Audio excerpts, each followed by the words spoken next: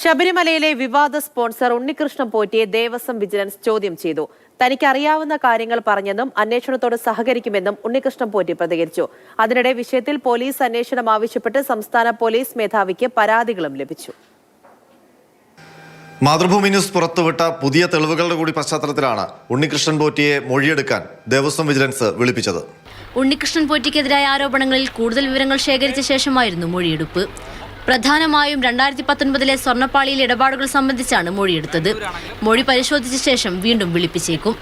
അന്വേഷണ ഉദ്യോഗസ്ഥർ ചോദിച്ച ചോദ്യങ്ങൾക്ക് ഞാൻ എല്ലാ മറുപടിയും കൊടുത്തിട്ടുണ്ട്.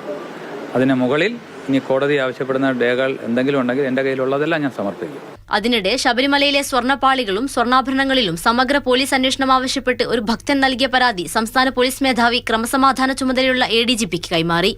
പരിശോധന നടത്താനും ഉചിതമായ നടപടി സ്വീകരിക്കാനുമാണ് നിർദ്ദേശം. യൂത്ത് കോൺഗ്രസും പരാതി നൽകിയിട്ടുണ്ട്. സ്വർണ്ണപ്പാളി വിവാദവുമായി ബന്ധപ്പെട്ട് മാതൃഭൂമി ന്യൂസ് പുറത്തുവിട്ട വ്യവസായി വിനീത് ജെയിനെ സംബന്ധിച്ചും പുതിയ വിവരങ്ങൾ പുറത്തുവന്നു. വ്യവസായിയെ അറിയാമെന്ന് ഉണ്ണികൃഷ്ണൻ പോറ്റി മാധ്യമങ്ങളോട് പറഞ്ഞു. ഈ വിനീത് ജെയിനുമായിട്ട് എങ്ങനെ പരിചയം? വിനീത് ജെയിൻ നമ്മുടെ ഒരു സുഹൃത്ത് തന്നെയാണ്. സാമ്പത്തിക ഇടപാട് വല്ലതും ഉണ്ടോ? സാമ്പത്തിക ഇടപാട് ഇപ്പൊ നിങ്ങൾ മാധ്യമ പ്രവർത്തകരാണ്. നിങ്ങളിപ്പോ 1000 രൂപ കടം വാങ്ങിച്ചിട്ട് ആ 1000 രൂപ കടം അങ്ങോട്ടും ഇങ്ങോട്ടും വാങ്ങിക്കില്ല. എന്തെങ്കിലും ഒരു ബുദ്ധിമുട്ട് വന്നാൽ ചിലപ്പോൾ അങ്ങോട്ടും ഇങ്ങോട്ടും എന്തെങ്കിലും സാമ്പത്തിക സഹായം വാങ്ങിച്ചിട്ടുണ്ടാവും, കൊടുത്തിട്ടും ഉണ്ടാവും. സ്വർണ്ണപ്പാളി ഇടപാടിൽ വിനീത് ജെയിനും ബന്ധമുണ്ടെന്ന വിവരം ആദ്യം പുറത്തുവിട്ടത് മാതൃഭൂമി ന്യൂസാണ്.